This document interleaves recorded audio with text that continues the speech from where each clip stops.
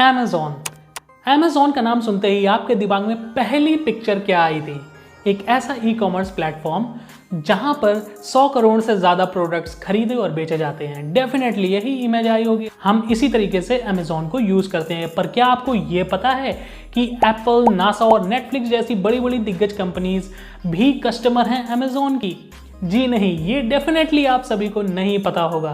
जी हाँ दोस्तों, आज हम इस वीडियो में बात करने वाले हैं अमेज़ॉन के बारे में कि आखिरकार अमेज़ॉन ई कॉमर्स ही नहीं बल्कि कहां तक ये कंपनी फैली हुई है, कितनी बड़ी ये कंपनी है। नमस्कार दोस्तों, मैं शिवेंद्र कुमार सिंह एक बार फिर से आप सभी का स्वागत करता हूं टेक्निकल लोल के एक और नई वीडियो में। और इस वीडियो में हम लोग डिस्कस करने वाले हैं अमेज़ॉन के बारे में कि अमेज़ॉन आखिरकार कितनी बड़ी कंपनी है।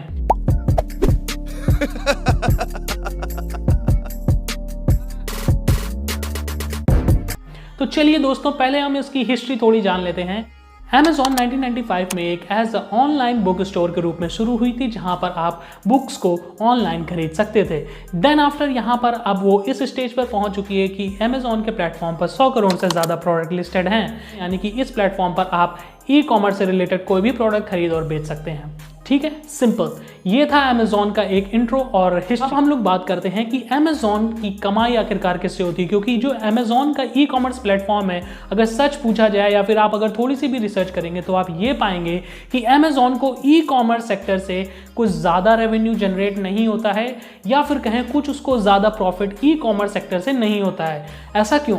ऐसा इस वजह से क्योंकि वो टाइम पर डील्स लाता रहता है, टाइम पर ऑफर्स लाता रहता है, टाइम पर उसको मेंटेनेंस रखना पड़ता है। अगर आप प्राइम मेंबर हैं तो उसके लिए फास्ट शिपिंग करनी पड़ती है। ये सब कुल मिला के जितना भी आता है वो सब इसी ई कॉमर्स प्लेटफॉर्म को मेंटेन करने में लग जाता है। तो यहाँ पर अमेज़ॉन को ज़्यादा रेवेन्यू जनरेट नहीं होता है ई कॉमर्स प्लेटफॉर्म से। तो आखिरकार अमेज़ॉन की कमाई कहाँ से होती है? आखिरकार अमेज़ॉन इतनी प्रॉफिटेबल कैसे है और दुनिया की सबसे बड़ी कंपनी कैसे बनी? और जो अमेज़ॉन के मालिक हैं जेफ बेजोस, आखिरकार वो दुनिया के रिचेस्ट इंसान कैसे बने थे? फिलहाल अभी नहीं है, अभी इलॉन मस्क हैं। ये कैसे हुआ? जी हाँ, अमेज़ॉन के कुछ प्रोडक्ट्स हैं जिसके माध्यम से वो अपना सबसे ज़्यादा रेवेन्यू जनरेट करती है, सबसे ज़्यादा प्रॉफिट जनरेट करती है। तो अमेज़ॉन के जो प्रोडक्ट हैं वो सिंपली दो कैटेगरीज में डिवाइड होते हैं। एक सॉफ्टवेयर कैटेगरीज आती है, एक हार्डवेयर कैटेगरी आती है। पहले हम लोग बात करते हैं हार्डवेयर कैटेगरी के बारे में। तो हार्डवेयर कैटेगरी के अगर हम लोग बात करें तो इसमें पहला प्रोडक्ट आ जाता है आपका अमेज़ॉन का एलेक्सा। अमेज़ॉन का एलेक्सा कुछ नहीं है, जैसा कि आपका गूगल होम होता है, गूगल होम नेस्ट वगैरह जैसे डिवाइसेस होते हैं, ऐसे ही अमेज़ॉन ने अपना एक निकाला था जिसको अमेज़ॉन एलेक्सा का नाम दिया और अमेज़ॉन उसको सेल करने लगा। तो ये था पहला प्रोडक्ट। दूसरे प्रोडक्ट के बारे में बात करें अगर हम लोग, तो हम लोग के पास दूसरा प्रोडक्ट जो आता है वो आता है अमेज़ॉन का किंडल।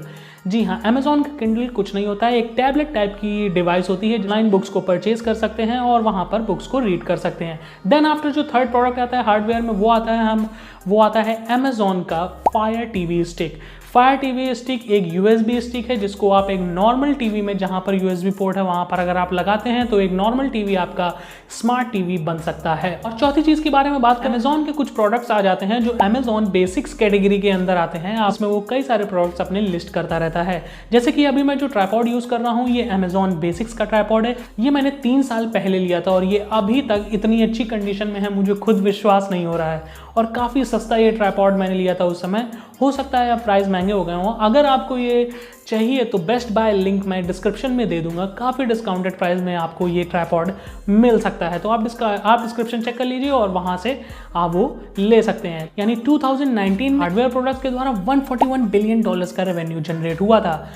और अब हम लोग बात कर लेते हैं अमेज़ॉन के सॉफ्टवेयर सेक्टर के बारे में। सॉफ्टवेयर सेक्टर में जो पहली चीज़ आ जाती है वो आ जाती है मेंबरशिप्स। अमेज़ॉन की प्राइम मेंबरशिप, वो आपकी प्राइम मेंबरशिप आपकी ई कॉमर्स वेबसाइट पे भी एलिजिबल है। अमेज़ॉन की प्राइम वीडियो, प्राइम म्यूजिक, ये सब उस अमेज़ॉन प्राइम मेंबरशिप में आ जाती हैं। 15 करोड़ से ज़्यादा लोग जुड़े थे अमेज़ॉन प्राइम में 2019 में। अब बात कर लेते हैं इसके रेवेन्यू की।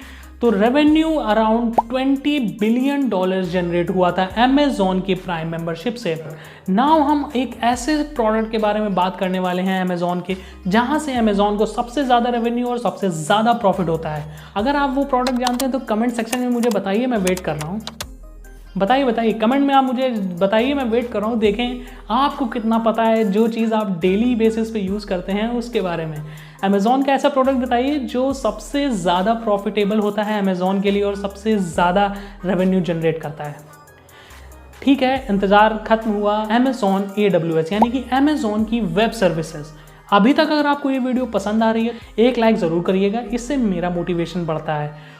और अगर आपके मन में कोई सवाल है, सुझाव है Amazon से रिलेटेड या फिर मेरी वीडियो से रिलेटेड, तो कमेंट सेक्शन में कमेंट करना बिल्कुल भी ना भूलिएगा। और इस वीडियो में अगर आपको ये नॉलेज आपको अच्छी लगी हो तो आप इस वीडियो को शेयर करके दूसरों को भी बता सकते हैं कि Amazon आखिरकार कितनी बड़ी कंपनी है, ताकि दूसरों को भी तो पता चले आपके पास इतनी ज़्यादा नॉलेज है करंट टेक्नोलॉजी के बारे में। और सब्सक्राइब करना बिल्कुल भी मत भूलिएगा, टेक्निकल लोल को सब्सक्राइब कर लीजिए, क्योंकि इसी प्रकार की आपको वीडियोज़ हफ्ते में 2 बार देखने को मिलेंगी, जहाँ पर आप मज़े के साथ टेक्निकलिटीज़ को सीख सकते हैं।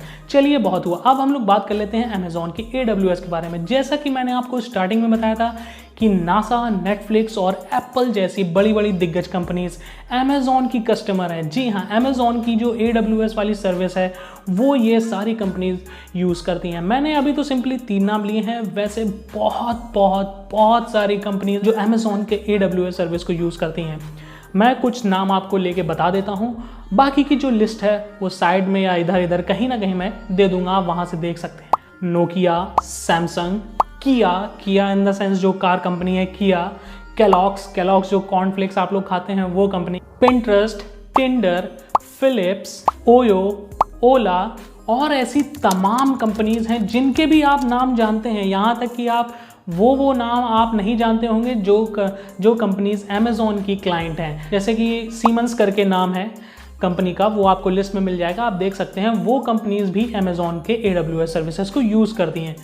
तो ये तो हुई बात कि Amazon की AWS सर्विसेज को ये कंपनीज यूज़ करती हैं। लेकिन आपके मन में एक अभी सवाल आ रहा होगा कि गूगल का भी तो गूगल के क्लाउड प्लेटफॉर्म है, माइक्रोसॉफ्ट की भी तो एक वेब सर्विसेज है जिसको एज्योर बोलते हैं, तो क्या ये बड़ी बड़ी दिग्गज कंपनीज वो यूज़ ना करके Amazon AWS की तरफ क्यों जाती हैं? तो मैं बताना चाहूँगा, अगर रैंकिंग वाइज इन सबको अगर रैंक किया जाए तो पहले नंबर पर AWS आती है, दूसरे नंबर पर माइक्रोसॉफ्ट का एज्योर प्लेटफॉर्म आता है और तीसरे नंबर पर गूगल का क्लाउड प्लेटफॉर्म आता है। अब बात करते हैं रेवेन्यू के बारे में कि आखिरकार Amazon को AWS से कितना रेवेन्यू जनरेट होता है, कितना प्रॉफिट जनरेट होता है, वगैरह वगैरह हर चीज़। तो AWS के ज़रिए Amazon ने 35 बिलियन यानी कि $35 बिलियन के अराउंड रेवेन्यू जनरेट करके दिया था। यानी कि $280 बिलियन जो Amazon ने जनरेट किए थे एज एन रेवेन्यू, उसका 12.5% Amazon AWS से आता है। अब हम लोग बात कर लेते हैं इसके प्रॉफिट की। अगर हम लोग ओवरऑल देखें तो Amazon का जो टोटल प्रॉफिट है वो अराउंड $11.6 बिलियन हुआ था 2019 में। AWS का जो टोटल प्रॉफिट हुआ था वो अराउंड $9 बिलियन हुआ। टोटल जो प्रॉफिट हुआ है Amazon को, उसका 77% Amazon को AWS सर्विसेज से होता है। आप समझ सकते हैं कि Amazon का मेजर प्रोडक्ट जहां से उसको प्रॉफिट होता है, जहां से उसको most of the revenue generate होता है, वो होता है Amazon के AWS प्लेटफॉर्म से।